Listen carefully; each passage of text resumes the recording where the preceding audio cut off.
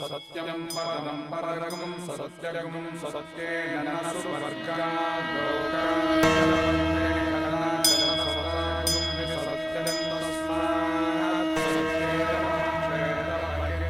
नमस्कार। ज्ञान सूत्र में आपका स्वागत है। मंथन उसे कहते हैं जब हम दही से मक्खन निकालते हैं, जिसका अर्थ है कि उसका सार निकालना, उसका शोधन, शुद्धिकरण, जो जरूरी नहीं है उसको फेंक देना, जो सबसे जरूरी है उसको अलग कर लेना, उसका उपयोग करना, यह है मंथन। आत्ममंथन क्या है? मेरे जीवन का सार खोजना, मेरा सार खोजना, इस जीवन का उद्देश्य खोजना, जीवन का अर्थ जानना, मनुष्य होने का अर्थ जानना। जो अनावश्यक है उसे हटा देना, जो सबसे आवश्यक है मेरे लिए, मेरे जीवन के लिए, उसके दर्शन करना, उसको जानना, यह है आत्ममंथन।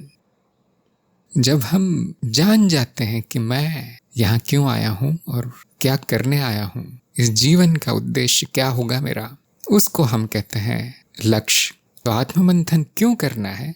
स्वयं का लक्ष्य जानने के लिए। बहुत लोग नहीं करते हैं। बहुत लोग बहुत देर बाद करते हैं, जब मरने वाले होते हैं, कि मेरा जीवन तो बीत गया, मैंने तो कुछ नहीं किया, या वो किया जो पूरी तरह अर्थहीन था, पूरी तरह अनावश्यक था, जो पशु भी करते हैं।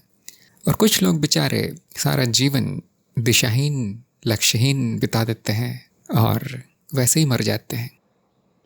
क्या हुआ है कि क्योंकि आपका कोई लक्ष्य नहीं है, जनता आपको चला रही है, समाज आपको चला रहा है, ये नीच नेता आपको चला रहे हैं, टीवी और समाचार पत्र आपको चला रहे हैं, इसलिए आपका जीवन नरकीय है। उसमें न खुशी है, न उसमें संतुष्टि है, न उसका कुछ अर्थ दिखाई देता है। मृत्यु का डर हमेशा रहता है, कुछ खोने का डर हमेशा रहता है। जो जमा किया है वो खो न जाए, कोई मुझे छोड़ न दे। क्यों? अपने आप में तो मैं कुछ भी नहीं हूँ। क्या आवश्यक है नहीं जानता। जो किसी ने बता दिया, जो पट्टी पढ़ा दी, वही आवश्यक हो जाती है। मैं क्या करूँ नहीं जानता, मेरा तो संकल्प ही नहीं है। दूसरे जो थोप देते हैं, जबरदस्ती डंडा मार मार के करवाते हैं, वो संकल्प हो जाता है। कर लो नहीं तो कोई आके पीट देगा, नौकरी से निकाल देगा, स्कूल में फेल हो जाऊंगा इसलिए पढ़ना है, बीवी छोड़ देगी इसलिए प्रेम का ढोंग करना है। ऐसा जीवन चल रहा है। मैं तो कहता हूँ कि पशु इससे अधिक अच्छी अवस्था में है। प्रकृति चल रही है, उनका जीवन कुछ करना नहीं होता, सब कुछ दिया गया है। पशुओं को उनका लक्ष्य दिया गया है, इसलिए बहुत सुखी हैं। जीते भी हैं तो भी कोई शिकायत नहीं, मरते भी हैं तो भी कोई शिकायत नहीं। मनुष्य में बुद्धि होने की वजह से दुर्भाग्यवश, सौभाग्यवश उसको ये सिद्धि है अपना लक्ष्य चुनने की, उसको ये स्वतंत्रता है स्वयं अपना लक्ष्य तय करने की। अस्तित्व लक्ष्यहीन है और इसमें सारे लक्ष्य हैं, इसलिए आपको कोई लक्ष्य दिया नहीं गया है। ध्यान दीजिए, जब बुद्धि का उदय होता है तो थोपा हुआ लक्ष्य स्वीकार नहीं होता। बुद्धिहीन के लिए थोपा हुआ लक्ष्य उसका लक्ष्य होता है। बुद्धिमान व्यक्ति जानता है स्वयं का लक्ष्य, कोई थोप नहीं सकता उस पर क्या करना है, क्या सोचना है, क्या बोलना है। 99% लोगों के मामले में ये नहीं हो पाया है। क्यों? कोई जानता ही नहीं ये बात। अज्ञान है। आपके समाज में पूरी तरह अभाव है। किसी को आत्ममंथन करने का ज्ञान नहीं दिया जाता। लोग कुछ परेशानी में फंस जाते हैं तो दूसरे से पूछते हैं समस्या का उपाय, खुद नहीं जान पाते, कभी नहीं बैठकर आत्ममंथन करते। और उपाय भी ऐसा ढूंढते हैं जो सबसे जल्दी हो जाए, जो सबसे सस्ता हो, जो बिना कुछ किए हो जाए। इसीलिए सतही जीवन है, इसीलिए अर्थहीन जीवन है। उनकी बातें भी अर्थहीन है, विचार भी और कर्म भी। अब प्रश्न ये आता है कि आत्मबंधन कैसे करें? तो मैं आपको एक विधि देता हूँ यहाँ पर, स्वयं का लक्ष्य कैसे ढूंढें। जो मूलभूत प्रश्न है वो पूछें। प्रश्नों के कुछ उदाहरण दूंगा और उनके उत्तर आपको लिख लेना है। इस बात पे थोड़ा ध्यान दीजिए। लिखना है, सोचना नहीं है, उत्तर बोलना नहीं है, लिखना है। जब आप कुछ लिखते हैं तो आपके चित्त में एक सिग्नल जाता है कि महत्वपूर्ण है। जब आप कुछ सोचते हैं तो आदत ऐसी पड़ी है कि हर अनाप शनाप विचार आकर चला जाता है, कुछ याद नहीं रहता। लिखते समय थोड़ा सा अनुशासन दिखाई पड़ता है बुद्धि में, नहीं तो नहीं। जो थोड़े से संवेदनशील है वो इसको रुचिकर बना सकते हैं। जिस डायरी में लिख रहे हैं, जिस किताब में लिख रहे हैं, उसको सजा दजा दें, रंगीन पेन से चित्र बना दें, डिज़ाइन बना दें, अपने गुरु का नाम लिख दें, अपने इष्ट का नाम लिख दें, श्री गणेश लिख दें उस पर। ऐसा करें कि वो सबसे महत्वपूर्ण हो जाए, सबसे रुचिपूर्ण हो जाए आपके लिए। बस वही बात हो। अब ये थोड़ी सा कर्मकांड कर लें। चित्त को नहीं पता हो क्या हो रहा है, चित्त के लिए तो वो सत्य ही है। आपके प्रश्न स्वयं के विषय में हो और कुछ नहीं। दूसरों के बारे में ना सोचें, समाज के बारे में ना सोचें, बाहर क्या हो रहा है घर के नहीं सोचना, परिवार में नहीं सोचना, केवल स्वयं के बारे में। इधर उधर भटके नहीं कि उसने तो वो कहा था, इस गुरु ने तो वो कहा था, उस बड़े आदमी ने ये कहा था, उस अंग्रेज ने तो वो बताया था। आपको जो अच्छा लगता है वो सोचिए। छोटी मोटी बातें ना हो, मुझे ये खरीदना है, मुझे वो खरीदना है, मुझे वो कपड़े पहनने हैं, मुझे इससे शादी करनी है, मुझे उतने बच्चे पैदा करने हैं, ये सब ना सोचें। ये तुच्छता है। छोटी मोटी बातों में समय न नष्ट करें। प्रश्न के उदाहरण क्या हैं? क्या है जो बड़ा है? मैं कौन हूँ? कहाँ से आया हूँ? आया हूँ तो मुझे याद क्यों नहीं कहाँ से आया? चलो आ गया, अब मुझे करना क्या है इस जीवन में? जीवन दिखाई पड़ता है, अब इसका लक्ष्य क्या है? सबसे आवश्यक क्या है इस जीवन में? यदि मृत्यु होनी है, मृत्यु अंतिम पड़ाव है, तो जो मैं करता हूँ क्या वो सब अर्थहीन है? मुझे तो कुछ मिलता नहीं, दूसरों को भी कुछ नहीं मिलता, क्योंकि उनकी भी मृत्यु हो जाती है। चलो दूसरों का तो सोचना ही नहीं है। क्या ये सब जमा कर रहा हूँ मैं कचरा, माया का कचरा, क्या ये मेरा अंतिम लक्ष्य है? क्योंकि ये तो यहीं रह जाना है, ये तो साथ नहीं जाना है। मृत्यु का विचार बहुत शक्तिशाली है, मृत्यु हिला देती है, अब बुद्धि चलती है। क्या ये सब संबंध बना रखें कि इनका क्या अर्थ है? यदि मैं वो नहीं करता जो दूसरा व्यक्ति चाहता है तो संबंध टूट जाता है तुरंत। ये संबंध है या बंधन है? मेरा उपयोग किया जा रहा है या मुझसे प्रेम है सबको? और मैं क्यों चाहता हूँ संबंध, ये ज़रूरी है जानना। बाकी क्यों चाहते हैं आप जानते हैं। मेरे ऊपर जो जाति थोपी गई है, मेरे ऊपर जो धर्म थोपा गया है, मेरे ऊपर जो नस्ल और देश थोपा गया है, क्या वो मेरे लिए महत्वपूर्ण है? क्या इसीलिए पैदा हुआ हूँ मैं? मेरा अपना ज्ञान क्या है? और क्या दूसरों की बातें सुन के ज्ञान होगा? मुझे सबसे ज़्यादा संतुष्टि क्या देता है? मुझे सबसे अर्थपूर्ण क्या लगता है? क्या मनोरंजन मुझे संतुष्टि देता है? क्या सबको बताना मैं कितना बड़ा हूँ, कितना ऊंचा हूँ, कितना पैसे वाला हूँ, क्या ये अर्थपूर्ण है मेरे जीवन के लिए? यदि मैं कुछ नहीं जानता तो क्या जानूँ? क्या जानना सबसे महत्वपूर्ण है? क्या खोजूँ जो सबसे महत्वपूर्ण है? मुझे क्या चाहिए जो सबसे महत्वपूर्ण है, जो आना जाना नहीं है, जो छोटा मोटा नहीं है? क्या है ऐसा जिसके बिना काम ही नहीं चल सकता, जिसके बिना जीवन ही नहीं चल सकता? क्या जीवन का लक्ष्य इस जैविक पदार्थ के पहाड़ को जिंदा रखना है? क्या ये जैविक क्रिया ही मेरा जीवन लक्ष्य है? मेरा अंतिम लक्ष्य क्या है? और महत्वपूर्ण यह है जानना कि यही क्यों है। चलो ठीक है, ये मेरा अंतिम लक्ष्य, लेकिन यही क्यों है? इस लक्ष्य को पाने के लिए क्या करना चाहिए? क्या मार्ग हो सकता है? वो मार्ग कौन दिखा सकता है? ये तो वो बता रहा है, वो तो वो बता रहा है। जो मुझे चाहिए वो कौन बता रहा है? क्या है जो मुझे बिल्कुल नहीं चाहिए? क्या है जिससे मुझे दूर रहना है, छूना भी नहीं है? किससे मिलना है, किससे नहीं मिलना है? कहाँ जाके पूछूं, क्या पूछूं, क्या नहीं पूछूं? ये कुछ उदाहरण प्रश्नों के, आप अपने भी प्रश्न इसमें डाल सकते हैं और कुछ 4-5 पन्ने भर जाएंगे आपके उत्तर लिखकर। उस पर मनन करना है, सोच विचार करना है, जल्दी नहीं करना है। जितना अधिक समय आप देंगे उतना सटीक उत्तर आएगा। अब आप सोचेंगे इससे मिलेगा क्या? आपके जीवन को लक्ष्य मिलेगा, दिशा मिलेगी, अर्थ मिलेगा, उद्देश्य मिलेगा। पहली बार समझ में आएगा कि करना क्या है, पहली बार समझ में आएगा कि जाना कहाँ है, कौन गुरु है, क्या मार्ग है। और ये भी समझ में आएगा कि मैं कितना मूर्ख हूँ। ये भी पता चलेगा कि मैंने इतना समय व्यर्थ कर दिया अपने जीवन का। आंखें खुल जाएंगी, पहली बार जीवन में दिशा दिखेगी। बहुत से लोग कहेंगे इतना कौन मेहनत करे, ये तो मेरे माँ बाप ने जो बता दिया उसमें मैं खुश हूँ, या मेरे गुरु ने जो बता दिया उसमें खुश हूँ, ये किताब में लिखा है वही मेरा लक्ष्य है। तो ऐसे लोगों का जीवन बर्बाद ही होने वाला है। हो सकता है कि एक आध कोई हो लाखों में जिनका आत्म मंथन से भी वही लक्ष्य निकला है जो उनको बताया गया पहले से, लेकिन फिर भी सत्यापन तो करना, पुष्टि तो करनी है उसकी, जो बताया गया वो सही है या नहीं। लोग कई वर्ष उल्टे सीधे कामों में बिता देते हैं, कई घंटे दिन के उल जुलूल टीवी में कार्यक्रम देखने में और पता नहीं क्या क्या करने में, गपशप करने में बिता देते हैं। जीवन का लक्ष्य 5 मिनट दो, नहीं नहीं नहीं, उससे क्या मिलेगा? यदि आपको ये समझ में नहीं आया कि ये सबसे बड़ा काम है इस जीवन का, आपका जीवन व्यर्थ ही जाने वाला है। कितना भी अच्छा हो वो, जिसको आप अच्छा कहते हैं वो अच्छा नहीं है। कटी पतंग है जिसको हवा बहा ले जा रही है, संसार की हवा। सूखा पत्ता है आपका जीवन, बस रास्ते में उगने वाली घास है जिस पर लोग पैर रख के चले जाते हैं। क्षणिक है, ओस के समान है, थोड़ी देर रहता है चला जाता है। अब यदि आपका लक्ष्य सांसारिक आ जाए कि मुझे रुपए पैसे कमाने हैं, शादी वादी करनी है, बच्चे पैदा करने हैं, महल बनाना है और सबको दिखाना है मैं कितना बड़ा हूँ, और हर चीज़ जो बाजार में मिलती है वो खरीदना है, क्यों, वैसे ही तो बड़े लोग होते हैं, तो वो सांसारिक लक्ष्य है और इसमें कोई खराबी नहीं है। अब आपको न गुरु चाहिए, न अध्यात्म चाहिए, न पोथी पत्र चाहिए, न देवी देवता चाहिए। आपका काम हो गया। जो संसार का सबसे धनी आदमी है उसकी लिखी हुई किताब पढ़ लीजिए, उसका यूट्यूब चैनल सब्सक्राइब कर लीजिए, आपको सब मिल जाएगा। कहाँ पैसा लगाना है, कौन सी प्रॉपर्टी खरीदना है, कौन सा शेयर खरीदना है, ये आपका ज्ञान है। सभी सांसारिक मित्र होंगे आपके और वो चूहा दौड़ शुरू हो जाएगी। वही पसंद है तो वही करो। ऐसे व्यक्ति को आध्यात्म में नहीं आना चाहिए, असफल होगा। और यदि लक्ष्य आध्यात्मिक हो तो अब बड़ा काम है आपके सामने।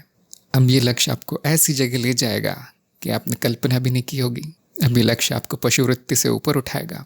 अब आपको वो लक्ष्य को पाने के लिए मार्ग ढूंढना होगा। जो सबसे प्रिय है वो आपका मार्ग है, जैसे कि मैंने कहा पिछले वीडियो में।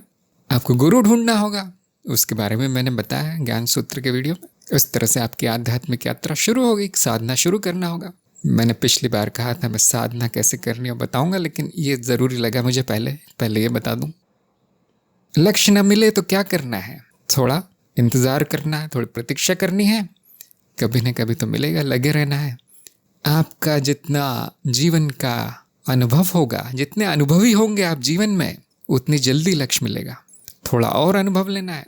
और मैं ये नहीं कहता कि पूछना नहीं, हाँ पूछना है आपको। गुरु से पूछ सकते हैं, कि जो भी आपको पसंद हो, आपका आदर्श हो, उससे पूछ सकते हैं। थोड़े दिन उस लक्ष्य पे के पीछे जाकर देख सकते हैं कि हाँ इसमें संतुष्टि मिल रही है या नहीं।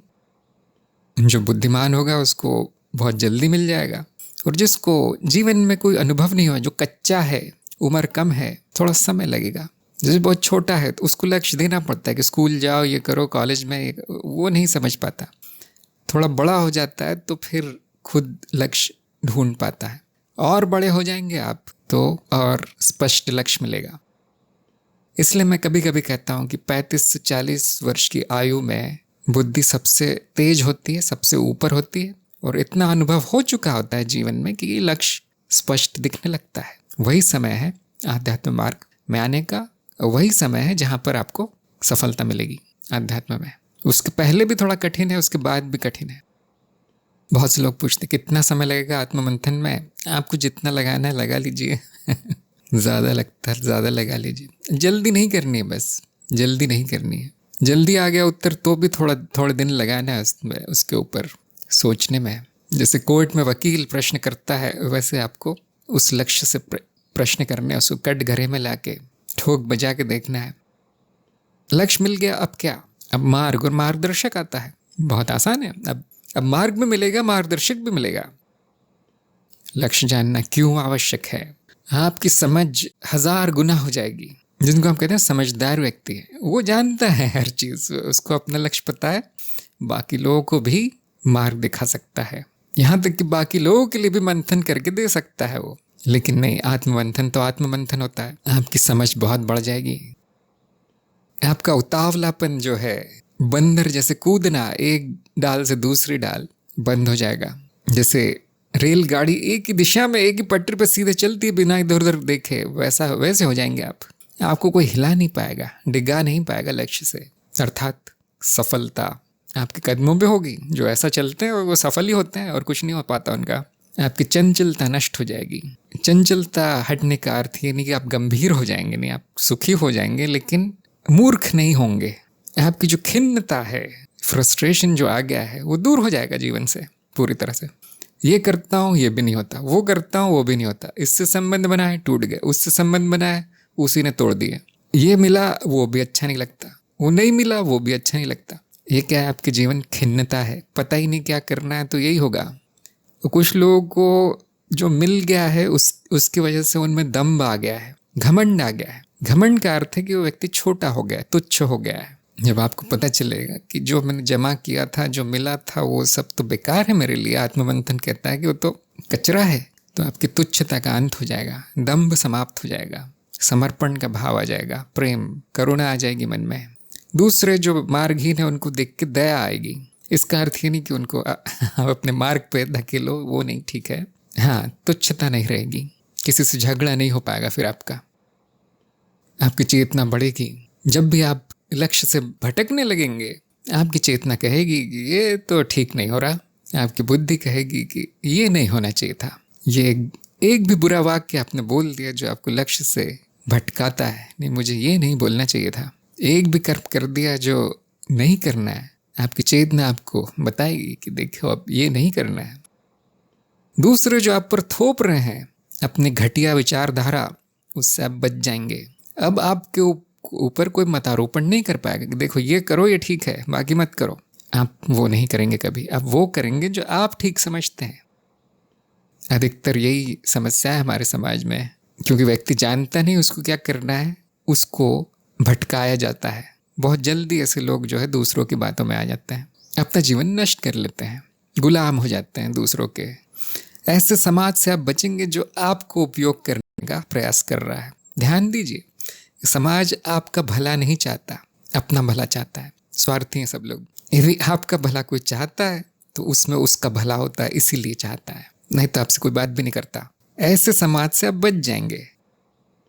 मैं ये नहीं कहता असामाजिक हो जाएंगे, लेकिन समाज से विरक्त हो जाएंगे। जितना ज़रूरत है उतना ही आप कदम रखेंगे समाज में।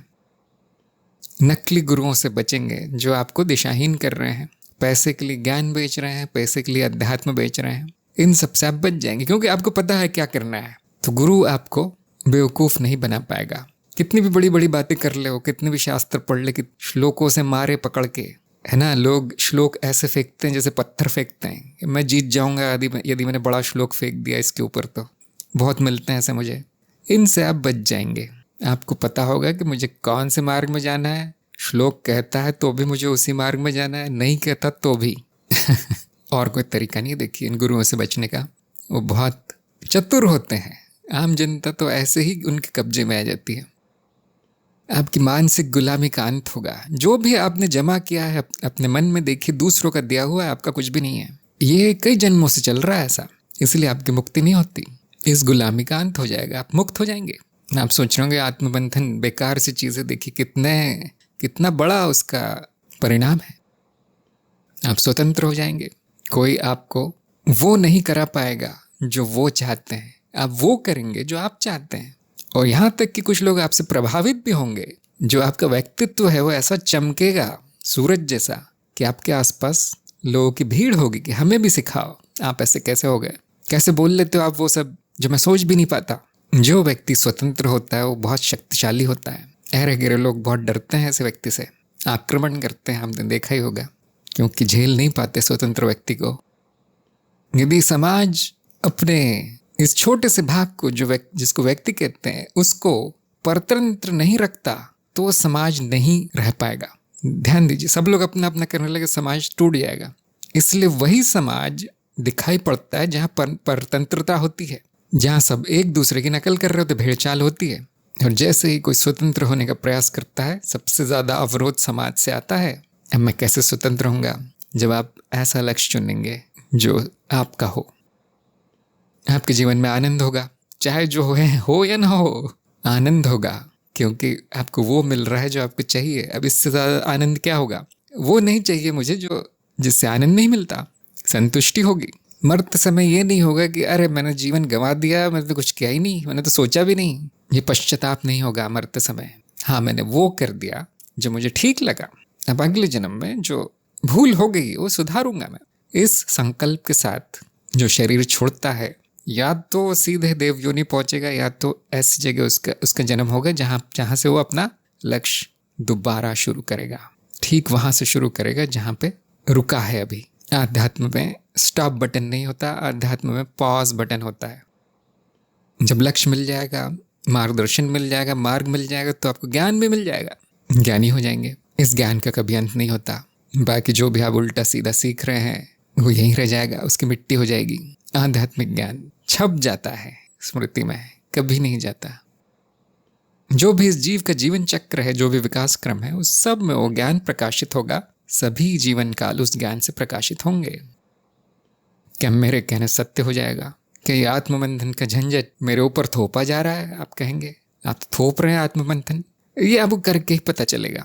बहुत लोगों में अति आत्मविश्वास होता है। नहीं, मैं जानता हूँ सब, मुझे मत सिखाओ।